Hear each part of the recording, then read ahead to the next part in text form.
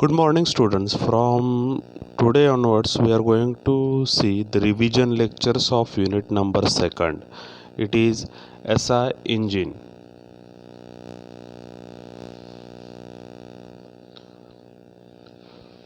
The content of the syllabus of spark ignition engine means SI engine, theory of carburation, types of carburetor, electronic fuel injection system GDI, combustion in spark ignition engine, stages of combustion, flame propagation, rate of pressure rise, abnormal combustion, phenomenon of detonation, effects of engine variables on detonation, combustion chambers, rating of fuels in SI engine, additives.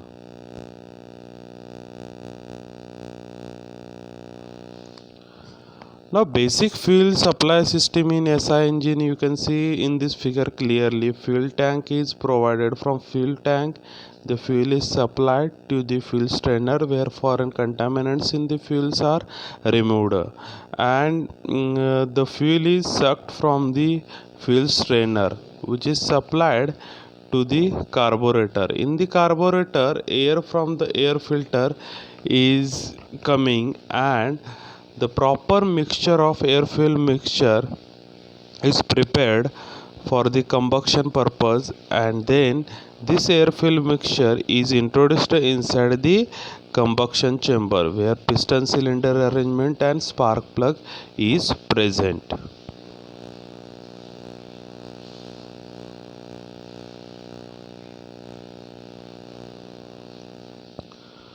Now carburation. Process of preparation of the air fuel mixture before inducting into the cylinder is known as the carburation, and a device which prepare the corrected air fuel mixture from its efficient combustion for all operating condition is known as the carburetor. Now the factors affecting on the carburation: speed, means high speed engine is there, then lesser time available. Temperature of inlet air, high temperature, more vaporization. Volatility, if the mixture is more volatile, then more vaporization is happening.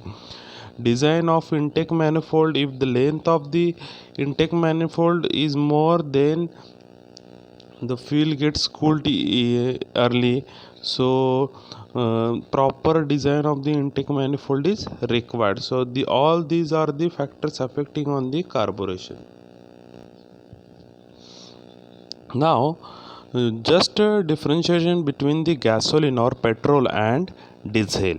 Petrol means octane plus N-heptane, and diesel means cetane plus alpha methyl naphthalene. Calorific value of petrol is 45 megajoule per kg and diesel is 50 megajoule per kg. Specific heat of petrol is 0.7 to 0.75 and for diesel is 0.81 to 0.85. Self ignition temperature of the petrol is 450 degrees Celsius and for diesel is 270 to 300 degrees Celsius.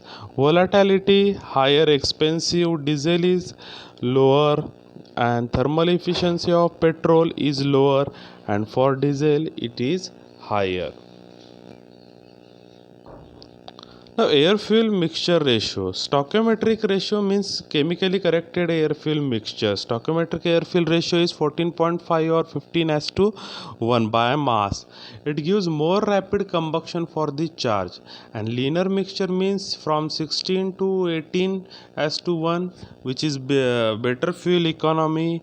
And rich mixture, you can find 11 to 14 as to 1 gives more power, so that's why we call it as a rich mixture.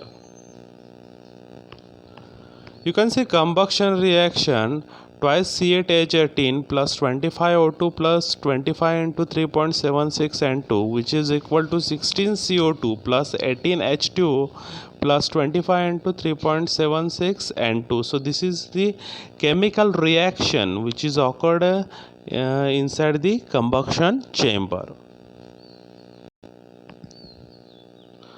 Now there are several operating condition of loads and the speed.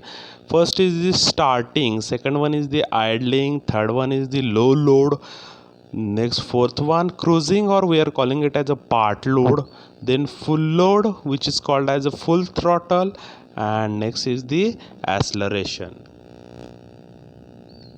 Now you can see, as per the throttle opening in percentage or RPM load, we have plotted the air fuel ratio on left hand side, on or right hand side you can see the fuel air ratio. Now if you see that at the starting or idling or low load, there is a, you can find the air fuel mixture we have shown, which is the 20%, 0 to 20% throttle opening we are giving over there, and the air fuel mixture is varies from you can see 11 to the 16. You can see the air fuel mixture you can got, and you can see the whatever the part load condition or cruising condition, central region is shown over here, and for full load or high power region you can see again it will changes the air fuel ratio. So this is the representation of air fuel mixture requirement for different operating condition.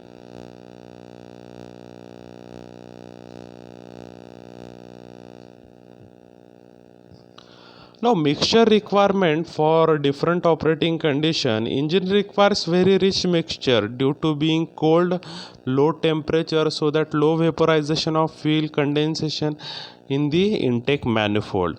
At idling, engine is still not hot, so hence there is a low vaporization of fuel, condensation, dilution by the exhaust gases. At low load, 20% throttle opening is over there, load and air fuel mixture dilution by residual exhaust. So air fuel ratio is 11 to 13, and cruising or part load condition, 20% to 80% throttle opening, lean mixture required, 16:1, slightly more air to ensure complete burning of fuel, hence maximum thermal efficiency at cruising you can find. Next, full load condition. In the full load condition, 80% to 100% throttle opening is there to obtain the maximum power. Now all O2 in the cylinder must be present, burnt over here, hence 10% rich mixture supplied. So air fuel ratio you can find 20.5 to 30.5 as to 1 you can got for the full load condition. Next is the acceleration. Rich mixture required. By applying sudden accelerator, air rushes but lags due to higher inertia. Also suction in intake manifold increases, leading into the condensation, hence rich mixture required for the acceleration. Maximum fuel economy. All fuels in air fuel mixture to burn to ensure this little excess air is required. Maximum fuel economy occurs in air fuel mixture 16.5 to 17.5 as to 1. So this is the maximum fuel economy. So all this we have discussed is the mixture requirement curve for different operating condition in the SI engine. Now you can see the maximum power or efficiency versus the air fuel ratio. You can see we have drawn two curves over here, blue line and the red line curve. So power we have plotted, that is maximum power and air fuel mixture. You can see 12.5 where we got the maximum power, but at the 16.5 we can get the maximum efficiency. So the air fuel ratio where we got the power as well as the efficiency considerable, it is 14.5. so that's why we are saying the air fuel mixture 14.5 as a stoichiometric air fuel mixture where we got the power and efficiency considerable.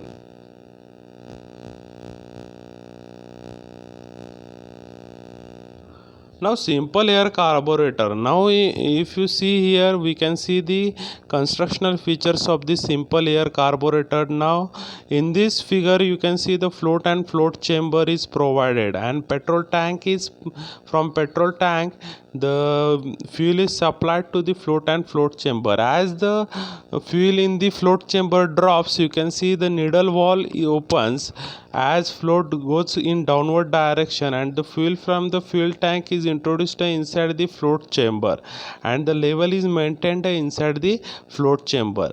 The atmospheric pressure is act on the fuel inside the float chamber. Now the metering jet is provided to meter the quantity of the fuel inside the carburetor. Venturi is provided to make the pressure differential between the atmospheric and the air flowing inside the air horn. Now here you can see that from top to the bottom air will be flow, that's why it is called as the downdraft carburetor. Now as air flows, there is a pressure differentiation between the atmospheric pressure and the throat of the venturi. So due to pressure differential, air will fuel will be spread inside the air, and proper air fuel mixture is prepared over there. So this prepared air fuel mixture is supplied to the engine cylinder. So this is the simple constructional and working of the simple air carburetor.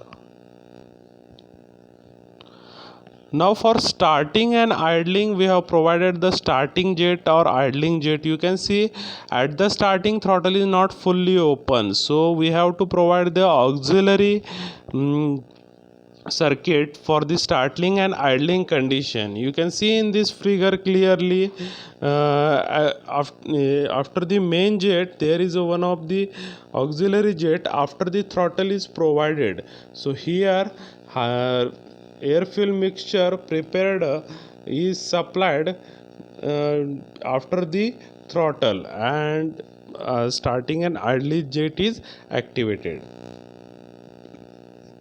Now in this figure you can see the compensating jet method for cruising.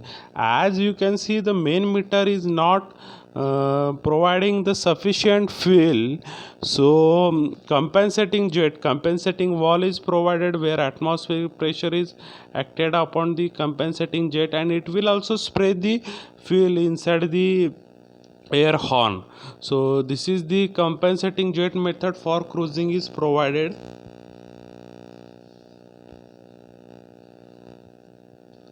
Now the graph between the speed and air fuel ratio you can see over here. Main metering jet supplies green colored graph, and the blue line you can see the compensating jet is provided.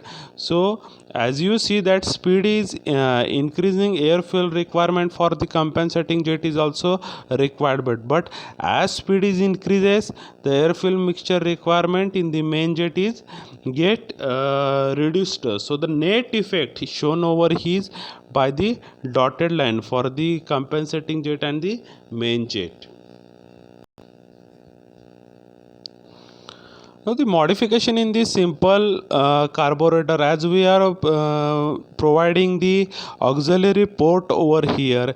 From the auxiliary port the maximum air will be flowing. You can see on the left hand side one more throttle is we have provided. So at the cruising condition you can find that the auxiliary port is activated and the air will be flown maximum from the auxiliary port side, and the fuel spraying from the partial from the main jet. So this is the auxiliary port method for the cruising condition.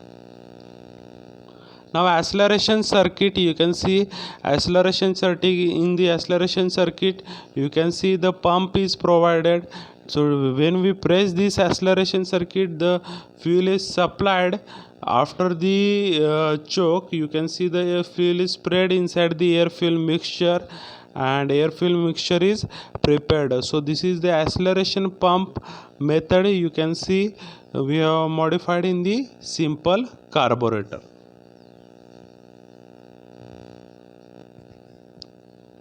Classification of carburetor is main important. Depending upon the working construction, constant choke carburetor, as choke area is the constant, pressure difference varied by the ventures like Solex or Carter carburetor, and constant vacuum carburetor choke area is varied and depression vacuum is kept constant. The example is the SU carburetor.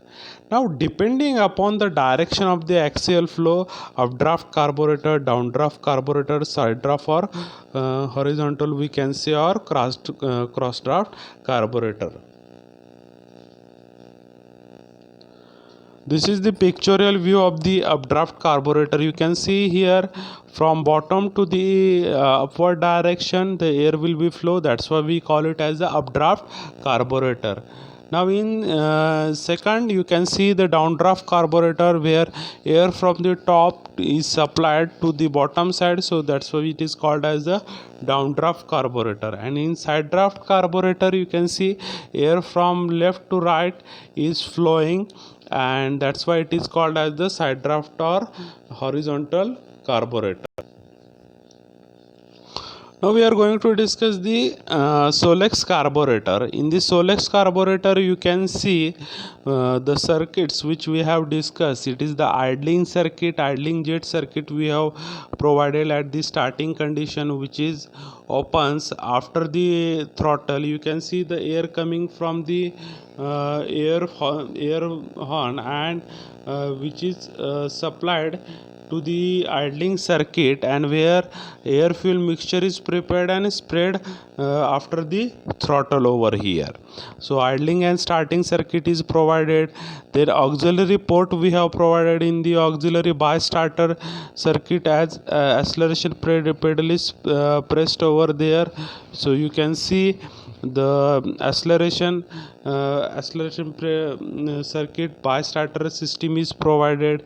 Next you can see the acceleration circuit is provided red colored, where we as we press the pump the fuel is pumped inside this circuit and fuel is spread inside the main horn. Now next circuit is the, you can see the emulsion tube is provided where fuel is always present. So from the emulsion tube you can see the fuel is supplied. So all these circuits as we have discussed previously that are present in the Solex carburetor. See which circuit we have discussed: idling and jet circuit, starting jet circuit, by starter circuit, emulsion tube and acceleration pump circuit. So simple as normally normal circuit is also present as in simple carburetor. So all this circuit combines is called as the Solex carburetor. So this is the simple construction and the working of the Solex carburetor. Now next is the Carter carburetor. In the Carter carburetor you can see the two ventures we can provide it. One is the primary and second one is the main venture we have provided. Secondary, then you can see the acceleration circuit is also present over there. Then starting and idling circuit is present. Metering jet as properly we can see the from float to float chamber is supplied to the primary, then it is supplied to the secondary. So as you can see this is the Carter or we can call it as a multi-venturi, as more than one venturies are present over here. So this is called as a multi-venturi carburetor. Next third carburetor is the SU carburetor. As you can see this is the horizontal draft type carburetor. From left to right air will be flow. So as you can see the needle will be lifted, fuel will be spread from this to the air, this side to the air, and air fuel mixture is properly prepared inside this carburetor. This is horizontal type carburetor, SU carburetor. So this is the constructional figure of the SU carburetor. You can see one more pictorial view of the carburetor as we have discussed previously. In this figure you can get clear idea about as acceleration circuit, as starting and idling circuit, and multi-venturi as we have provided. This is the diagram one more for the Solex carburetor. You can see in this diagram bi-starter circuit we have provided, acceleration circuit we have provided, then idling and starting jet we have provided, emulsion tube jet we have provided. So this is the simple constructional figure of the Solex carburetor. So today we have discussed what is meant by carburetor, what is meant by carburation, what are the requirement of the carburetions, then fuel requirement for the as per the conditions, that starting, idling, accelerating. So as per this condition, which kind of the fuel supply is required, we have plotted it on the graph, air fuel mixture and this throttle opening, or we are saying that the speed. Also we have discussed the factors affecting on the carburetions. Then we have discussed the types of the carburetor. Also after that we have discussed the Solex carburetor construction and working, SU carburetor and the Carter carburetor. So all these today's revision lecture for the unit number 2nd. Thank you.